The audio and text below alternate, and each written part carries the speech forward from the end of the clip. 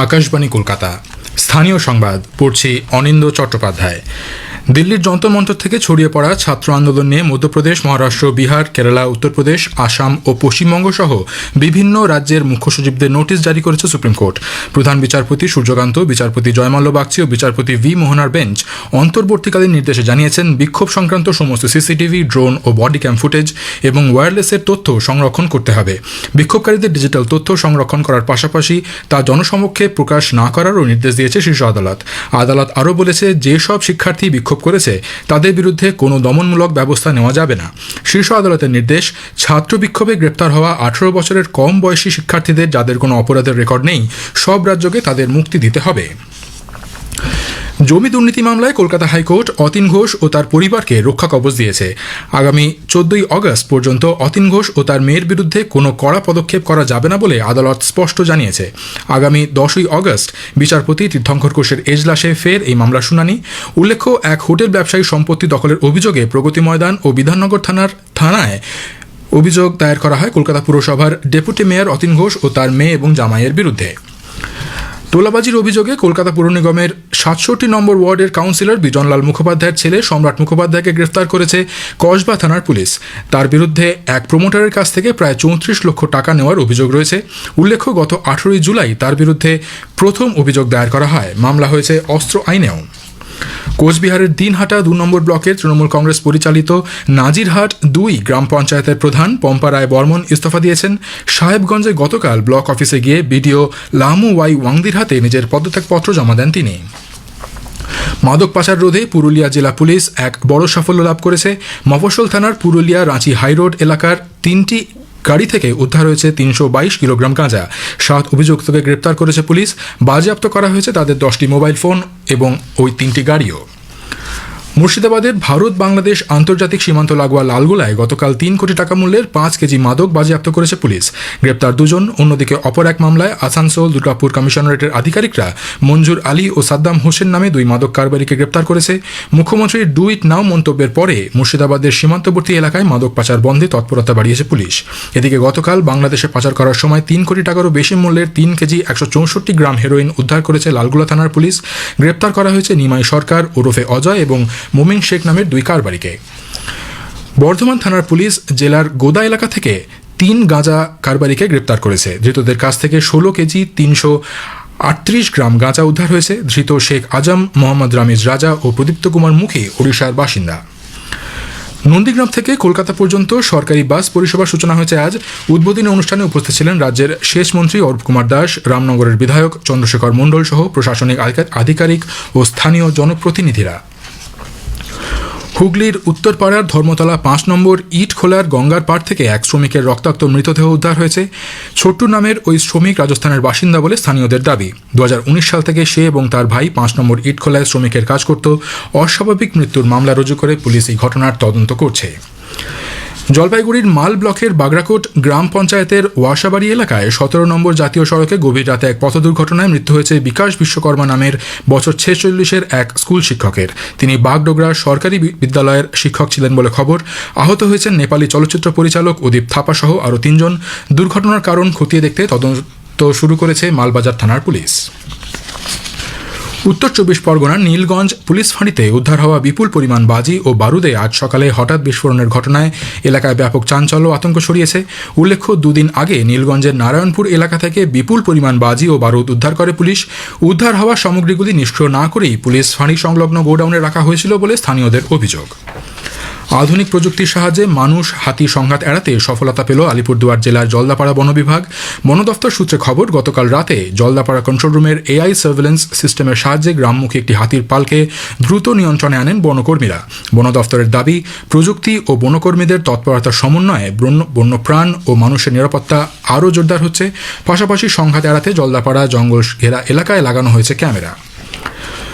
উত্তর পশ্চিম বঙ্গোপসাগর এবং সংলগ্ন পশ্চিমবঙ্গ উত্তর ওড়িশার উপসৃষ্ট অতি গভীর নিম্নচাপটি দীঘার কাছে আজ সকালে স্থলভাগ অতিক্রম করেছে। ধীরে ধীরে এটি উত্তর পশ্চিমে উত্তর ওড়িশা, উত্তর ঝাড়খণ্ড এবং উত্তর ছত্তিশগড়ের দিকে অগ্রসর হচ্ছে। মৎস্যজীবীদের আজ সমুদ্রে যেতে নিষেধ করা হয়েছে। এদিকে নিম্নচাপের প্রভাবে টানা বৃষ্টিতে বিপর্যস্ত দক্ষিণ চব্বিশ পরগনা।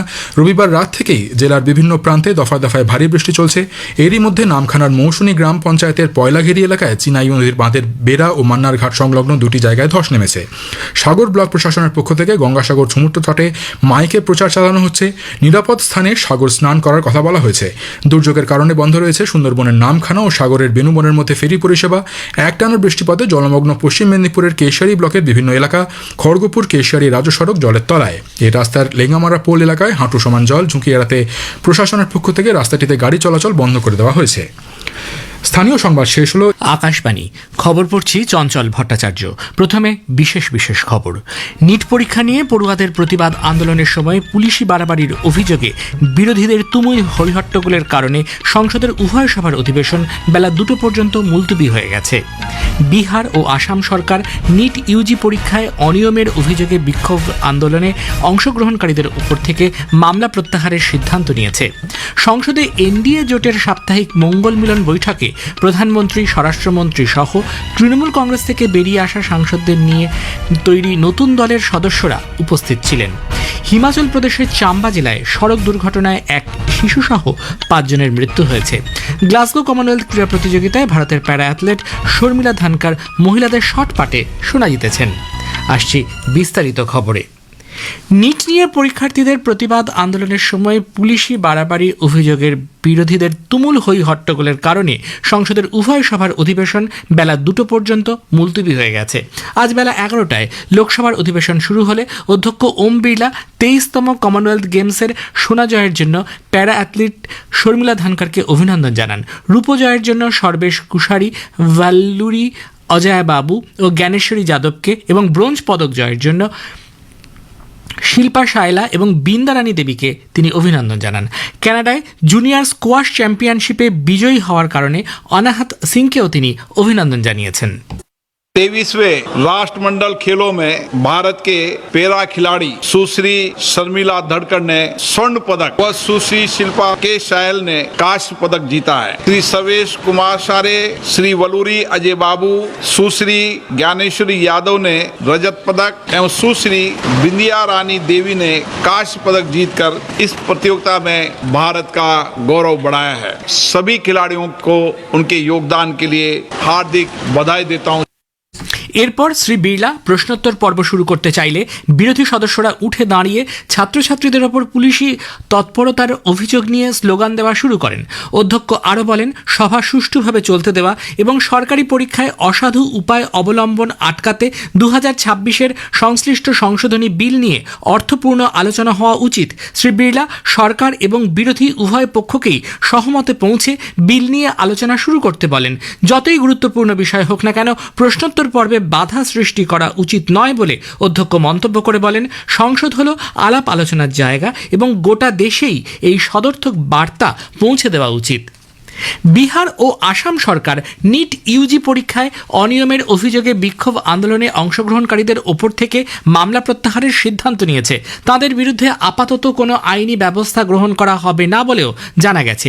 বিহারের স্বরাষ্ট্র দপ্তরের পক্ষ থেকে জানানো হয়েছে, 26শে জুলাই সন্ধে 6টার আগে দাখিল করা সমস্ত এফআইআর, ফৌজদারি অভিযোগ ও শো কজ নোটিশ অবিলম্বে প্রত্যাহারের জন্য সব ব্যবস্থা নেওয়া হচ্ছে। সরকারি সূত্রে জানা গেছে, এ ব্যাপারে কাউকে গ্রেপ্তার অথবা আটক করা হলে তাকেও ছেড়ে দিতে হবে। আসামেও স্বরাষ্ট্র ও রাজনৈতিক দপ্তরের পক্ষ থেকে জানানো হয়েছে, এ ধরনের বিক্ষোভ প্রদর্শনের অভিযোগে দায়ের করা মামলায় যে 13 জনকে গ্রেফতার করা হয়েছিল, রাজ্য সরকার তাদের বিরুদ্ধে আর কোনো আইনি ব্যবস্থা না নেওয়ার সিদ্ধান্ত নিয়েছে। এনডিএ সংসদীয় দলের বৈঠকে আজ বিভিন্ন দেশের সঙ্গে ভারতের অবাধ ও মুক্ত বাণিজ্য চুক্তির অগ্রগতি নিয়ে সাংসদদের অবহিত করা হয়েছে বলে বিজেপি সাংসদ মানস তিওয়ারি জানিয়েছেন। সংসদ ভবন চত্বরে তিনি আজ সাংবাদিকদের বলেন, সরকারি পরীক্ষা সংশোধনী বিল নিয়ে লোকসভায় আলোচনা হলে সব রাজনৈতিক দল তাতে অংশ নেবে বলে তিনি আশা করছেন। ट्रेड के क्षेत्र में जो फ्री ट्रेड एग्रीमेंट होते हैं दुनिया से, वो 2013-14 तक भारी हेवी ड्यूटी लगती थी, लेकिन आज ये जान करके खुशी होगी कि लगभग दुनिया के वो सभी विकसित देश भारत के साथ अब फ्री ट्रेड एग्रीमेंट में है। आज जो बिल आ रहा है उस पर सभी लोग सकारात्मक रूप से भाग लें, विपक्ष से भी हम लोग अपेक्षा करते हैं डिस्कशन में भाग लें, उसको पास करें। বিজেপির রাজ্যসভার সাংসদ স্বাতী মালিওয়াল পাঞ্জাব সরকারের সমালোচনা করে বলেন, সেখানে প্রশ্নপত্র ফাঁসের অভিযোগে রাজ্যের শিক্ষামন্ত্রীর পদত্যাগ করা উচিত।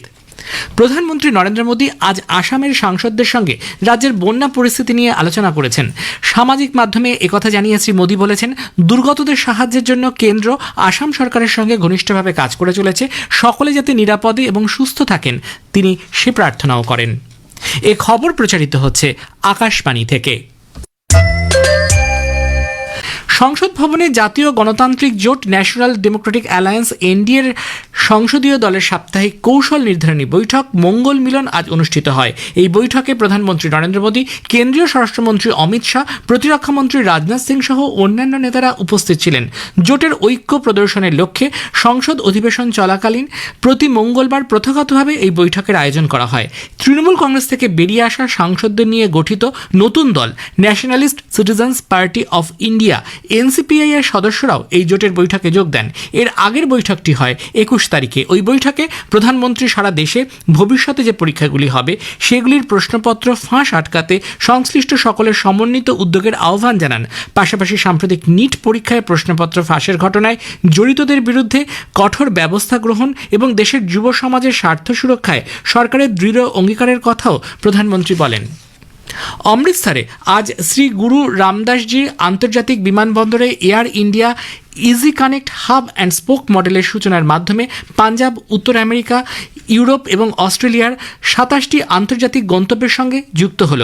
কেন্দ্রীয় অসামরিক বিমান পরিবহন মন্ত্রী কিঞ্জারাপ্পু রামমোহন নাইডু এই উপলক্ষে আয়োজিত অনুষ্ঠানে বলেন, अब तक अमृतसर एयरपोर्ट से आपको 7 अंतरराष्ट्रीय डेस्टिनेशंस की सीधी कनेक्टिविटी उपलब्ध होती थी। अब दिल्ली जैसे इस तरह हब एंड स्पोक में कनेक्ट हो रहा है तो आपकी ग्लोबल कनेक्टिविटी अगर आप देखेंगे तो आपको दुबई, सिंगापुर, बैंकॉक, पेरिस इसके जैसे 20 इंटरनेशनल डेस्टिनेशंस आपको एक चेक इन, एक बैगेज टैग के साथ आप कर पाएंगे।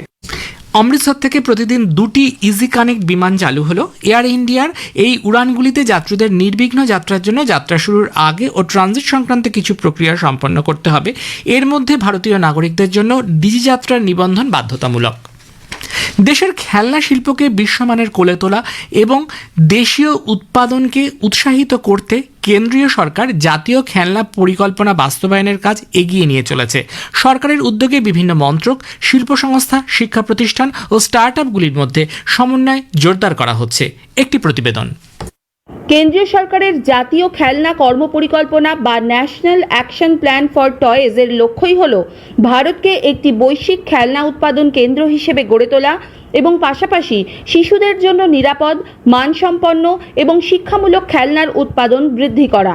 দেশে খেলনা শিল্পের প্রসার নিয়ে কেন্দ্রীয় সরকারের বিভিন্ন পদক্ষেপ, বিশেষ করে বিআইএস সার্টিফিকেট ব্যবস্থাকে স্বাগত জানিয়েছেন ভারত টয়েজ অ্যাসোসিয়েশনের সহসভাপতি ব্রিজেশ রানিলাওয়ালা।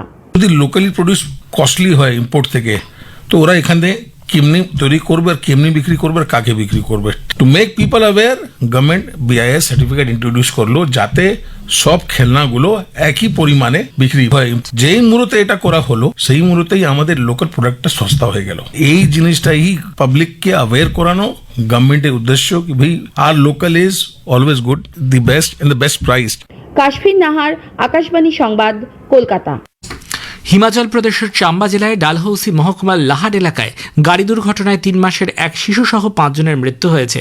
যাত্রীবাহী গাড়িটি জাতীয় সড়ক থেকে প্রায় 400 মিটার গভীর এক খাদে পড়ে যায়। নিহতরা সকলেই চাম্বা জেলার, তারা চণ্ডীগড় থেকে ফিরছিলেন। ভারতের আবহাওয়া দফতর আইএমডি ছত্তিশগড় ও ওড়িশায় আজ অতি ভারী বৃষ্টিপাত এবং কোথাও কোথাও অতি প্রবল বৃষ্টিপাতের জন্য লাল সতর্কতা জারি করেছে। এছাড়াও দিল্লি, হরিয়ানা, চণ্ডীগড়, হিমাচল প্রদেশ, পাঞ্জাব, উত্তরাখণ্ড এবং উত্তরপ্রদেশে আগামীকাল পর্যন্ত অতি ভারী বৃষ্টিপাতের জন্য কমলা সতর্কতা জারি করা হয়েছে।